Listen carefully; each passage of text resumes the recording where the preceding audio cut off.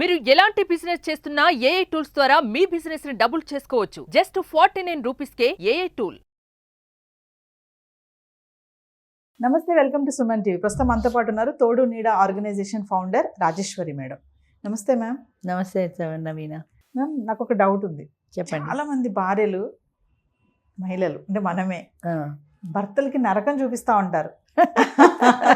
చాలా మంది తిట్టుకుంటారు ఈ వీడియో చేస్తుంటే. అంటే అందరి గురించి కాదు మేడం, కొంతమంది అయితే ఉన్నారు కదా, అంటే అక్కడ భర్త చాలా ఇంకా ఓపికవంతుడు అనుకోవాలి, బాగా టార్చర్ అనమాట. ఇంకా ఏ విషయంలో అయినా సరే, పిల్లల విషయం కానీ, తన విషయంలో కానీ, ఏదైనా ఖర్చుల విషయంలో కానీ, అలాంటి భార్యలు ఉన్నారు కొంతమంది. అంటే వాళ్ళకి మీరు ఇచ్చే టిప్స్ కానీ, సజెషన్స్ అలా ఎందుకు మారుతున్నారు, కారణాలు ఏమైనా ఉంటాయంటారు అసలు? ఒకటి ఇన్సెక్యూరిటీ. అంటే నా భర్త నాకే సొంతం, కొంచెం లేటుగా వచ్చాడు అనుకో, ఆఫీస్లో పని ఉండి, ఆఫీస్కి వెళ్ళావా, గర్ల్ ఫ్రెండ్ దగ్గరికి వెళ్ళావా, ఇంకా కారులోకి వచ్చి కారు ఏమన్నా మల్లెపూల వాసన వస్తుంది అని వాసన చూసేవాళ్ళు, వాడి డ్రెస్సులు వాసన చూసేవాళ్ళు, ఆ డ్రెస్సులో ఏమన్నా వాసన వస్తుంది అని, అదే సిగరెట్ గంప కొడుతుంది అయితే పర్వాలా, సిగరెట్ అయితే పర్వాలా, ఆడదైతే స్ప్రే వాసన ఏదైనా వచ్చిందనుకో, లేడీస్ స్ప్రే వాసన వచ్చిందనుకో, ఏంటి సెంటు వాసన వస్తుంది, నువ్వు సెంటు కొట్టుకోలేదు కదా, సెంటు వాసన ఎక్కడిది అని టార్చర్ పెట్టి ఆడవాళ్ళు ఉన్నారు. అయితే దేనికైనా అమ్మ ఒక పరిమితి అనేది ఉంటుంది. నీ భర్త మీద నీకు జాగ్రత్త అవసరమే, కానీ ప్రతి విషయానికి అనుమానపడి, వాడెవడో ఏదో సినిమాలో చెప్తాడు, ఆడదోమ కుట్టినా మా ఆవిడ అనుమానపడుతుంది అంటాడు. దోమ కుడితే కూడా అది ఆడా మగ అని చూస్తుంది వాళ్ళ ఆవిడ, అంత అనుమానపడుతుంది అని, అనుమాన పక్షి అని. అలాగా దేనికైనా ఒక పరిమితి ఉంటుంది ఒకటి. రెండోది, మగవాడికి కంట్రోల్ చేసే కెపాసిటీ ఉండాలి. అంటే ఇప్పుడు ముఖ్యంగా మనం అత్తాకోడళ్ళ విషయంలో చూస్తూ ఉంటాం. అత్తగారు ఏదో చేస్తుంది, కోడలు కంప్లైంట్ ఇస్తుంది, ఈయన పెళ్ళ మాట విని తల్లినే తిడుతుంటాడు, ఆ తల్లి మనసు హర్ట్ అవుతుంది. అలాంటి కథలు కోకొల్లలు.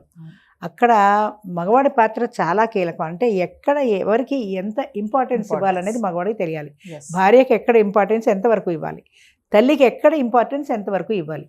ఆవిడ కోడలు పర్సనల్ విషయాల్లో ఆవిడ కల్పించుకోకూడదు. ఆ కూర అలా ఎందుకు ఉండవు, ఇది ఇలా చేసావు, అది అలా చేసావు అనే విషయాలు ఆవిడకి అనవసరం. అలాగే ఆవిడకి సంబంధించిన విషయాలు కోడలికి అనవసరం. అట్లాగా కంట్రోల్ చేసే కెపాసిటీ మగవాడికి ఉన్నప్పుడు ఎవరు ఏం చేయలేరు. అలాగే భార్య విషయంలో కూడా అంతే, కంట్రోల్ చేసే కెపాసిటీ మగవాడికి ఉండాలి. మంచితనం, మెతకతనం, ఈ రోజుల్లో అతి మంచితనం చేతకంతనం అయిపోయింది. అతి మంచితనం కొద్దీ అది ఏం సాధించినా, సతాయించినా, ఏం చేసినా సరే లీనియన్స్ కూడా భరించి ఉంటాడు అనుకో, అది లీనియన్సే అవుతుంది కదా దానికి. పిల్లలు ఉన్నారనుకో, మొగుడు మీద కోపం పిల్లల మీద చూపిస్తుంది, గిన్నెల మీద చూపిస్తుంది. పిల్లల మీద చూపిస్తే వాడు ఒంటి మీద దెబ్బ పడితే ఊరుకోననే వార్నింగ్ భర్త ఎందుకు ఇవ్వలేడు? అది రాక్షసిని వాడు తీసుకెళ్ళి ఓదారుస్తాడు. కానీ పిల్లాన్ని కంట్రోల్ చేసే కెపాసిటీ లేదు. ఎప్పుడైతే లేదో అది అవకాశంగా తీసుకుని రైజ్ అయిపోతూ ఉంటుంది. ఆ రైజ్ అయ్యే భార్యను కంట్రోల్ చేసే కెపాసిటీ మెయిన్ మగవాడికి ఉండాలి. గుర్రం రౌతు కొద్దీ గుర్రమని అరుసమా, అలాగా అది దాని ఇష్టం వచ్చినట్టు పరిగెడుతుంటే దానికి ఒక కళ్ళెం వేయగలగాలి.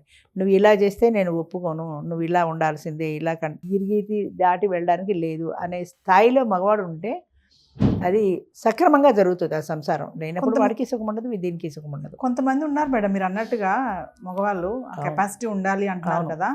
కొంతమంది అసలు మొత్తం లోబడిపోతారు, ఇంకా అసలు డెసిషన్ మేకర్ ఉండరు, ఏముండదు, ఏ విషయంలో ఇన్వాల్వ్ అవ్వరు. అంటే ఆ అంటే ఆ, సిట్ అంటే సిట్ ఉన్నారు కొంతమంది అలాగా. అవును, మన సొసైటీలో చూస్తూనే ఉంటాం కదా. జోరుకా గులాం అంటారు వాళ్ళని. ఎందుకంటే అంటే ఎందుకు అలా తయారైపోతారు? అంటే ఇలా సైలెంట్గా ఉండడం ఉత్తమం అనుకుంటారా? అది ఎందుకంటారు? అది దాన్ని ఏమంటారు, అది ఆడదాని కెపాసిటీ అనుకోవాలి. వాడిని మౌల్డ్ చేసుకుని తనకి అనుకూలంగా మార్చుకోగలిగిన కెపాసిటీ ఉన్న స్త్రీ అనుకోవాలి. అంతే కదా. మరి ఎలా మార్చలేకపోతుంది అవతల వాడిని? అది ఊ అంటే ఊ అంటాడు, ఆ అంటే ఆ అంటాడు. అది దాని మాట కాదనే శక్తి లేదు వీడికి. మొదటి నుంచి ఒక ఎడిక్షన్ అయిపోయింది. అది ఏమన్నా సరే ఊ ఉండడం అనేది ఒక ఎడిక్షన్ అయిపోయింది. అది కాదంటే మళ్ళీ గొడవ చేస్తుంది. నాకు ఎందుకు వచ్చిన గొడవ, ఈ గొడవ బదులు ఊ అంటే పోయింది కదా అని తనే సర్దుకోవడం మొదలెడతాడు. అది అక్కడి నుంచి డామినేషన్ మొదలెడుతుంది. నువ్వు అలా వెళ్ళడానికి వీల్లేదు, నువ్వు ఇలా వెళ్ళడానికి వీల్లేదు, నువ్వు మీ అమ్మతో మాట్లాడడానికి వీల్లేదు, నువ్వు మీ చెల్లితో మాట్లాడడానికి వీల్లేదు అంటే ఊని మానేస్తాడే. కానీ నా తల్లితో నేను ఎందుకు మాట్లాడకూడదు, నువ్వెవరు నాకు చెప్పడానికి, నీ తల్లితో నువ్వు మాట్లాడాలా అని తిరిగి అడగరు. అడిగితే భయం, గొడవ, మళ్ళీ ఎందుకు ఈ తలనొప్పి అని మానేస్తాడు తప్ప తలనొప్పి కాదు, దాన్ని నేను కంట్రోల్ పెట్టుకోవాలనే భావన మగవాళ్ళ ఉండాలి. అది లేకపోతే అంతే. దీనివల్ల ఫ్యూచర్లో సమస్యలు రావా మేడం? వస్తాయి, అలా భరిస్తుంటే అలవాటు అయిపోతుంది. అనుకోవడం వల్ల మేల్ డామినేషన్ కొన్నాళ్ళు నడిచింది. అంటే మగవాడి పెత్తనంతో ఆడది ఆయన ఏం చెప్తే అదే అని కొన్నాళ్ళు నడిచింది. ఇప్పుడు కాలం మారుతోంది, ఫీమేల్ డామినేషన్ వస్తుంది. అంచేత అది ఎలా చెప్తే అలాగే అనే భర్తలు ఉన్నారు, భార్య కోసం తల్లిని వదిలేసిన భర్తలు ఉన్నారు. ఓల్డేజ్ హోమ్లో ఎన్ని కథలు చూడాలా. అదేంటి అక్కడ దాకా వెళ్ళి రోడ్డు మీద వదిలేసిన వాళ్ళు ఉన్నారు, తల్లిని ఓల్డేజ్ హోముల్లో వదిలేసిన వాళ్ళు ఉన్నారు, కొట్టిన వాళ్ళు ఉన్నారు, తిట్టిన వాళ్ళు ఉన్నారు.